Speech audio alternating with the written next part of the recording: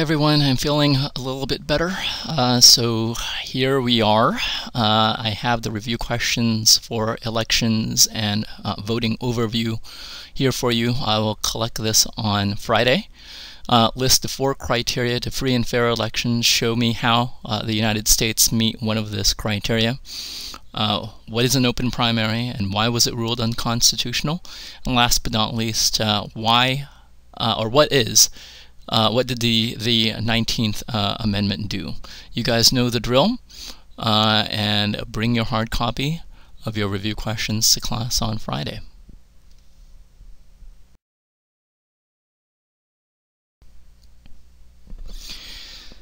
So this is where we left off. We were talking about political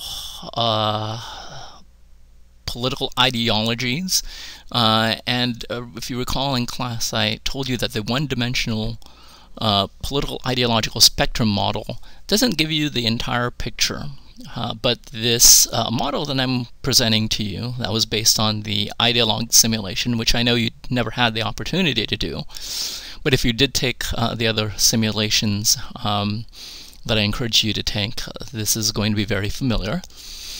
Provides us this two-dimensional model of political ideologies, which I believe captures much better what these specific ideologies believe, and gives you in a nuanced way how these political ideologies differ. If you look at the table, there are 3 values.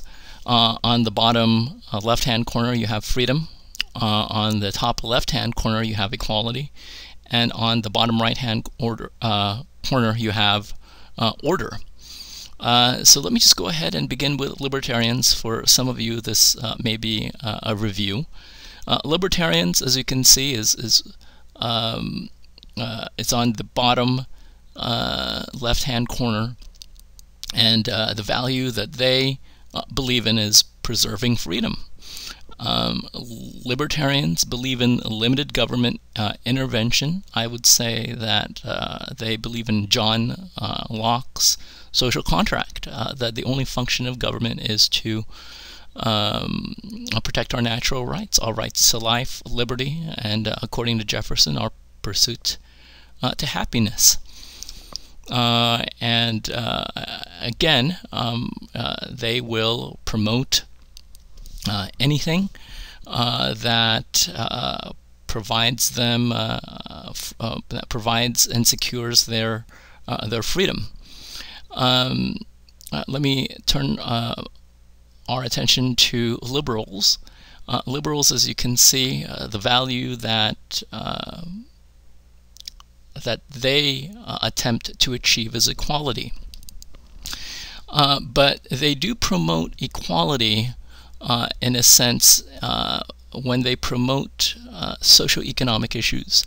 And they do see government as the mechanism in which that equality can be achieved. They see government as a good. So when we look at socioeconomic issues that promote an equal playing field, for example, welfare, liberals will view that as a hand up instead of a handout. Raising the minimum wage. These types of policies that government has a direct effect, liberals will favor. Conservatives, on the other hand, although they promote smaller government, at least in the areas of socio-economic issues, they do promote big government. And you see this when it comes to issues that promote social order. If you look at issues like preserving abortion, since they are, check that, issues like preventing abortion. They will use government as the means to protect what their interpretation of the status quo should be. So they would use government For example, in protecting traditional marriage between a man and a woman, Proposition 8 is a good example, would be a way for them to maintain, again, their idea of what social order means to them.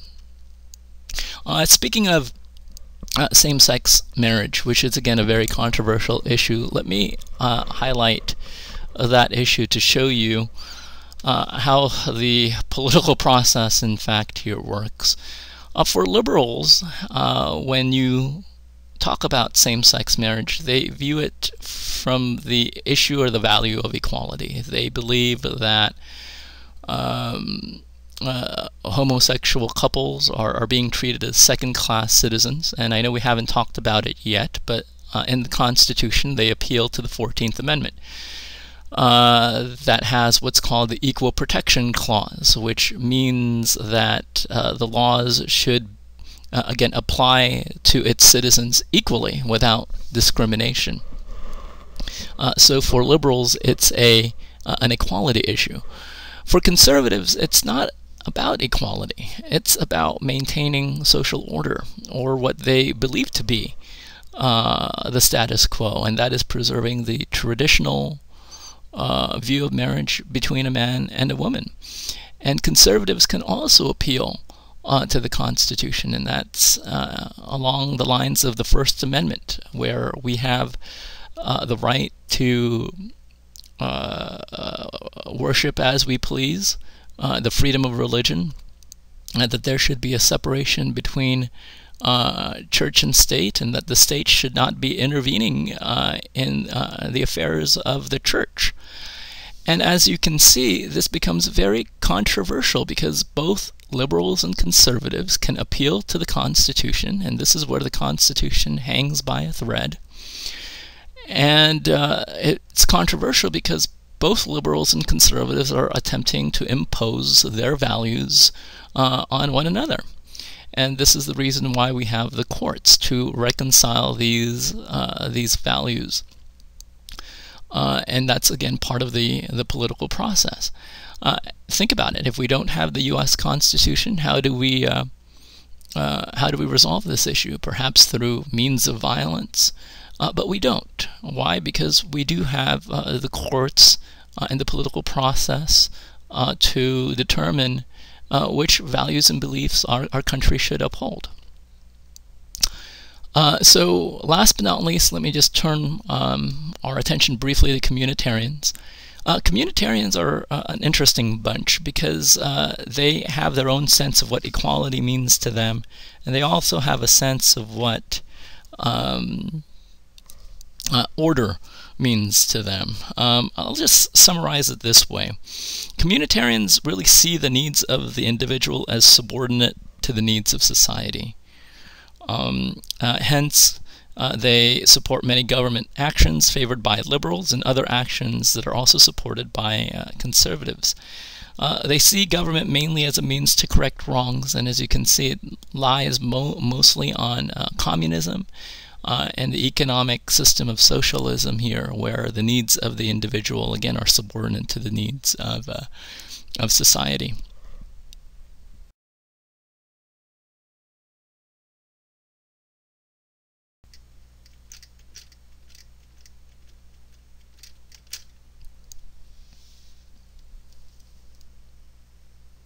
So now that you have an idea of where you lie on the political ideological spectrum, at this point you now have an idea of what government should or should not do. You have your opinion regarding politics. So the next question will transition here is how do you get your opinions heard? And the list that you have before you is not an exhaustive list, but it's ways for you to get your opinions heard and try to influence the political process. Well, several ways that you can do this, and this is what I came up with. As part of your extra credit assignment number 2, I'm having you guys write letters to the editor. One way for you to impact the issue. You can write or call your elected officials. I would suggest that you send them a snail mail instead of an email, having worked in a congressional district office, I can tell you that they don't pay as much attention to emails, but rather do pay attention to real letters. In fact, President Obama, his staff screens about 30 letters a day, and he does take the time before they call it a day. Michelle and him actually read letters from citizens like you and me. You can use social media. You can blog, tweet, or Facebook, and all of the other apps that I'm missing there, but it's easier today with the use of technology to, again, get your opinions heard. You can join interest groups and associations, particularly issues that you care about. If you could care about civil rights, you may want to join the NAACP. If you care about protecting the environment, perhaps joining the Sierra Club. If you care about gun rights and protecting your right to carry or own a firearm, you may want to consider joining the NRA.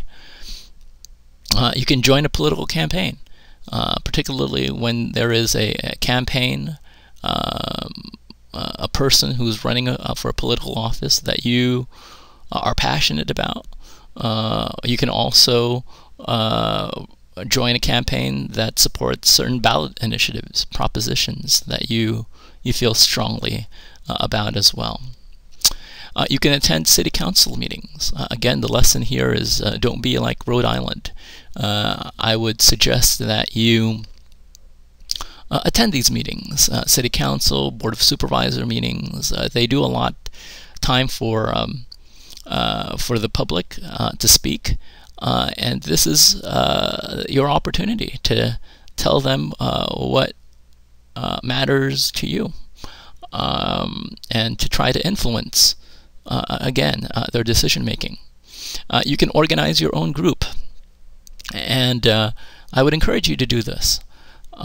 You can find a need in your community, whatever is not being met.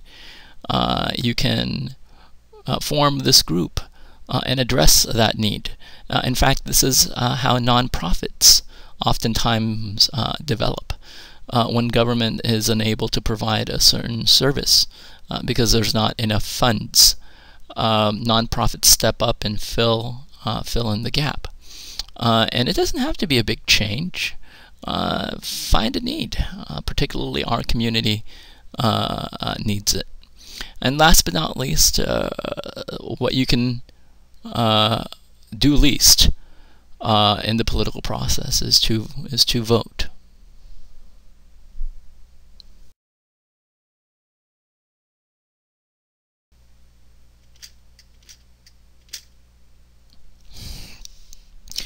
So now that you've shared your public opinion,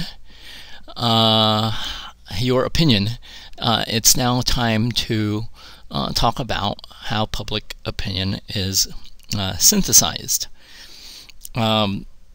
So before we continue, I have to provide you some important definitions here. What is public opinion, and what are opinion polls? So hint, hint. Public opinion is what the people think about an issue or set of issues at any given point in time, and that these opinions are normally measured by opinion polls. Opinion polls, hint hint, are interviews or surveys of a sample of citizens, and for those of you who've taken statistics before, you know that it's too expensive and time-consuming to ask an entire population, so we use a sample instead to estimate how the public feels about certain issues. So the definitions there seem straightforward, but I will argue that there are several problems with the definitions. First, the phrase "at any given point in time" implies that opinions change over time. In fact, your opinion on public opinion polls is going to change after my little spiel on how public opinion polls work. Second, we are assuming that people know what they think, and that the polls measures these thoughts. Now, is that a fair assumption? No, it's not. Let me give you an example.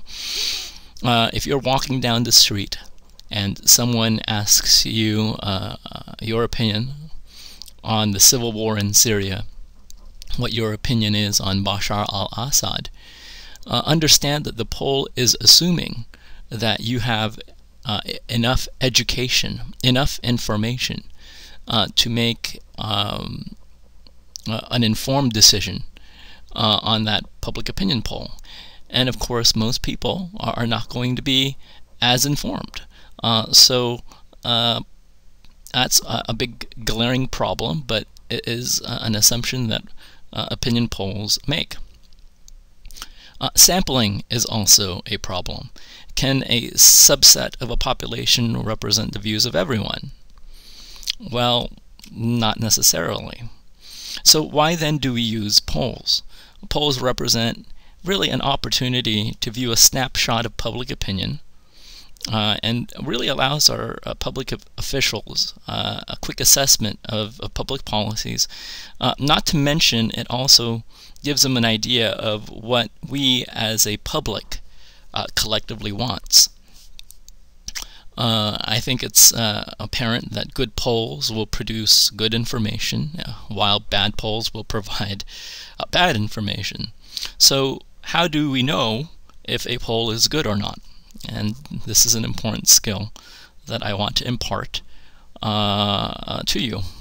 And in fact, as we go through this, you'll never look at polls the same way again. The first problem or shortcoming with polls is question wording. The respondent, that's the person answering the question, needs to know how the question, of course, is phrased. Poorly written questions lead to bad results. Here's an example of a leading question. In fact, it was used in a doctoral survey, and as you can see, you'll see that it's quite it's just poorly written. Here we go. If government takes our guns that we use to protect our families away from us, only criminals will have guns, and we will all be in danger. Are you in favor of placing your family in greater danger? Yes or no? I don't need to explain, I think, or elaborate further what that means, but clearly it is a poorly written question advocating gun rights, really. So watch out for extreme words like all, only, and everyone. These words should be red flags that will inform you that it being the question may be a poorly written one. The second problem is sampling. In order for a poll to be reliable, the sample must be taken accurately. The best polls use scientific random samples. Such a sample guarantees that each person in the population has the same statistical chance of being selected. Imagine if your poll was not scientific. It was not a scientific random sample. If you, once again, ask a poll regarding gay rights in San Francisco, well, clearly you're going to get much more biased results, since people in San Francisco tend to be liberals. So you have to use a scientific random sample to get a better data, better results. And the third, of course, is contacting respondents. The method of contact is very important. Let me give you an example. Since 95% of Americans have a telephone, random telephone calling would be a valid method. Well, what about if I were to tell you that the poll that we conduct would only capture people with landlines only? Now, if we were in class, I would use you as a class as a sample and ask you the question: how many of you do not have landlines at home and just use cell phones? And every time I teach this course, less and less of you, my students, have landlines, and clearly that's a problem, because we are missing out on your opinions. So the three rules of thumb when it comes to polling: you should never trust a poll that does not tell you the question wording, the sampling method, and the ways in which respondents were contacted. And again, reputable polls will tell you the number of respondents and also the sampling error. the plus and minus percentage. Again, there's an accompanying statistical formula that accompanies that. And internet polls, right, folks, don't trust them. Clearly they are not it's not a scientific random sample, and it does highlight the technological divide here of folks who have internet and those who don't. So they're not reliable at all.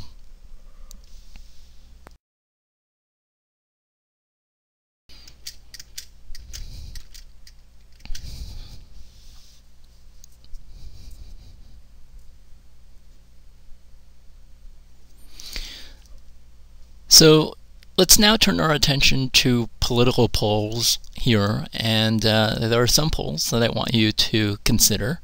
The first being tracking polls. Hint, hint, these are continuous surveys that enable a campaign to chart its daily rise and fall in popularity.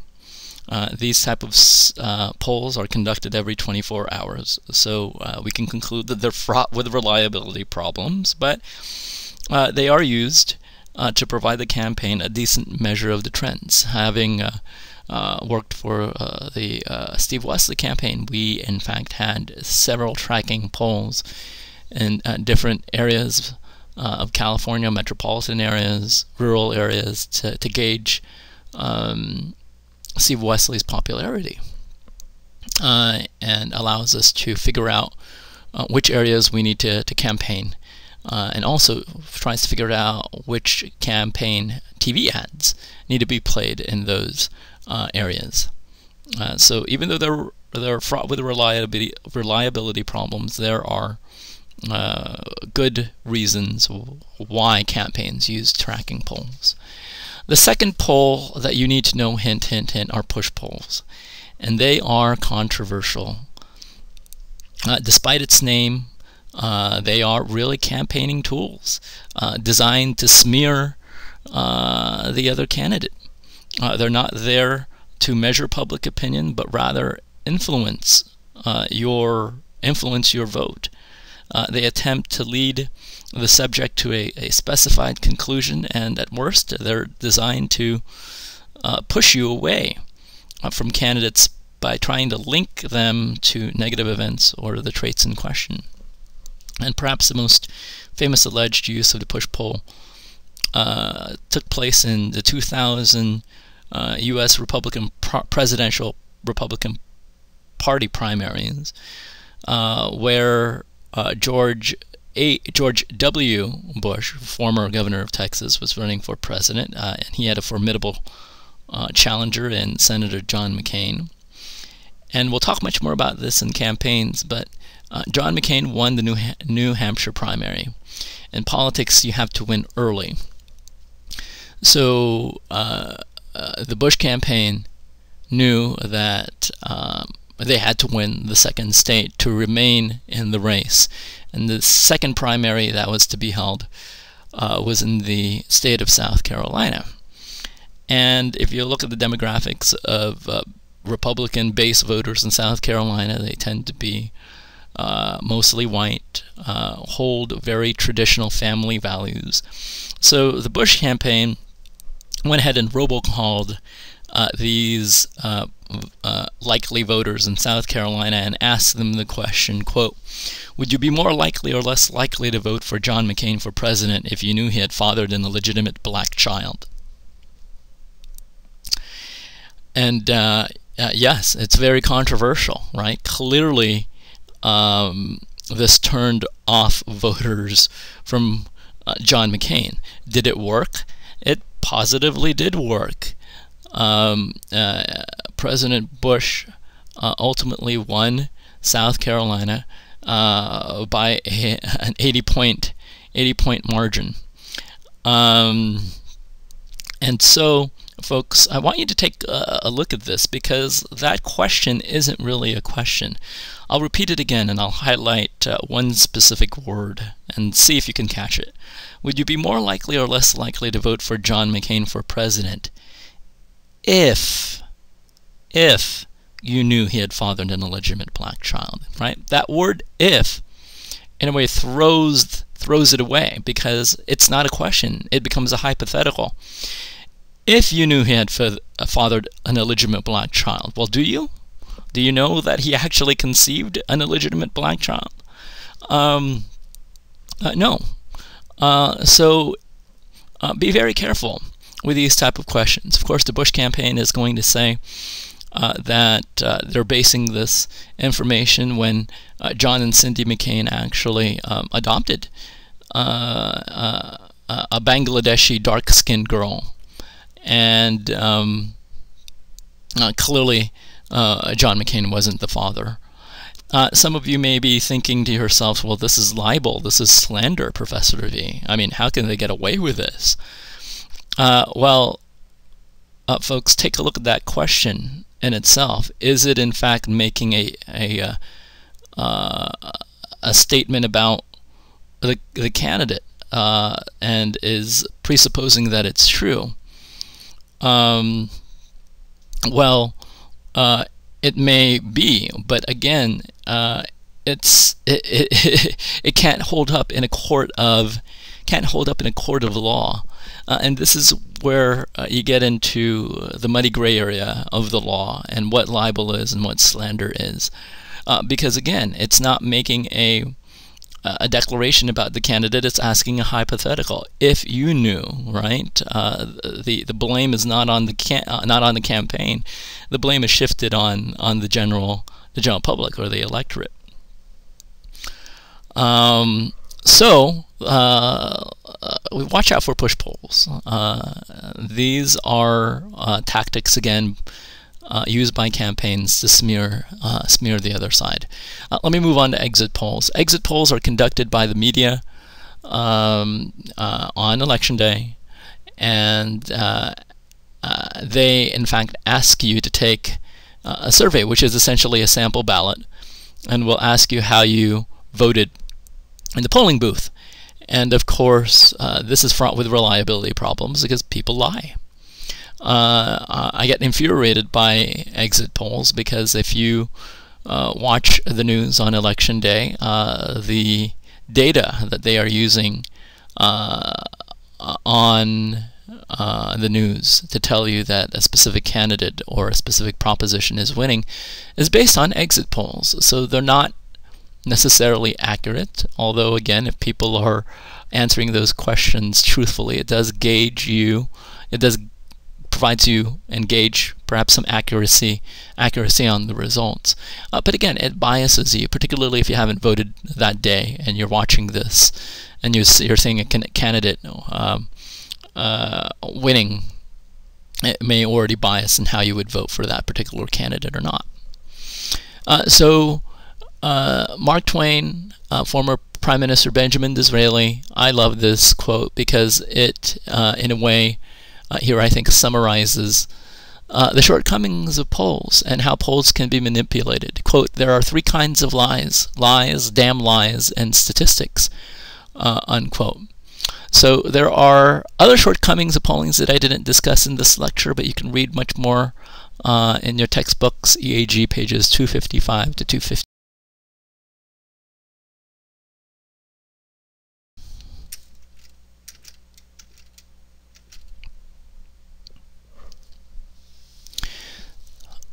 So let's turn our attention to these discussion questions that I have here for you.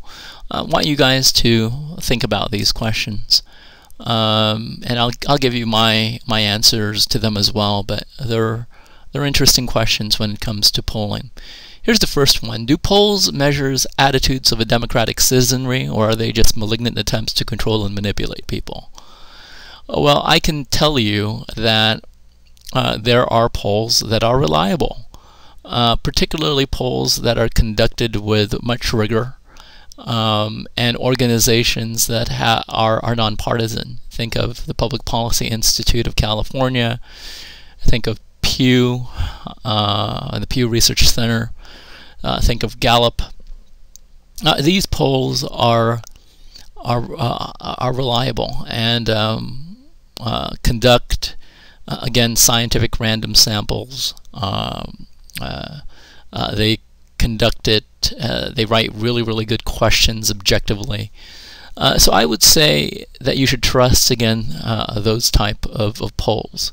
What I would be cautious or more wary of trusting are polls or data or results that come from campaigns, because clearly campaigns are designed to strengthen a candidate's strengths while downplay his or her weaknesses. And again, they attempt to highlight their opponent's weaknesses and downplay their strengths.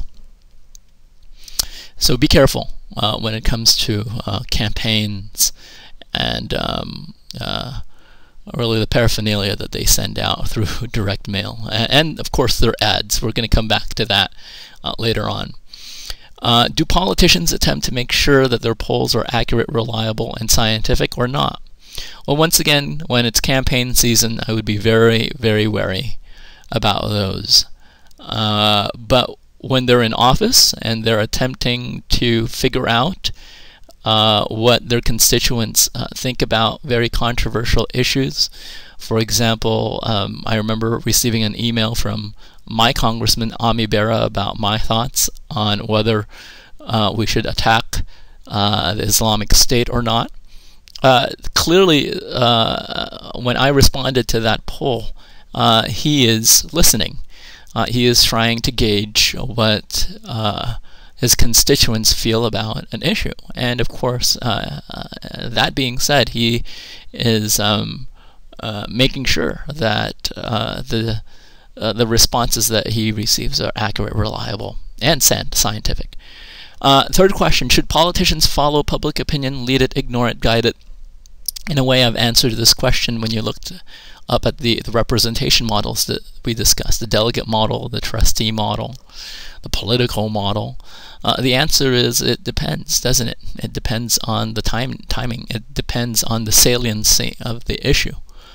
All of those are considerations that you should think about. So take a look at these questions, perhaps reflect upon them. You may come up with something different, but that's my 2 cents.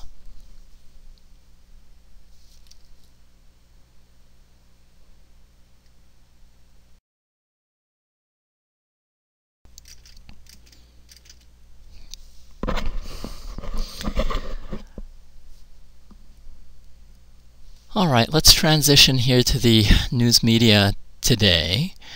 This is, in fact, where I'm going to pick it up when I get back on Monday.